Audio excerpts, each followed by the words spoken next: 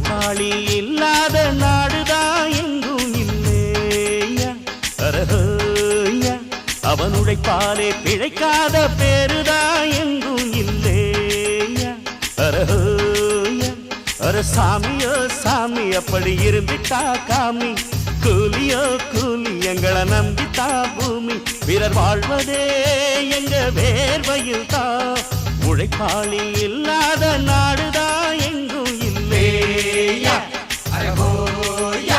அவன் உழைப்பாலே பிழைக்காத பேர்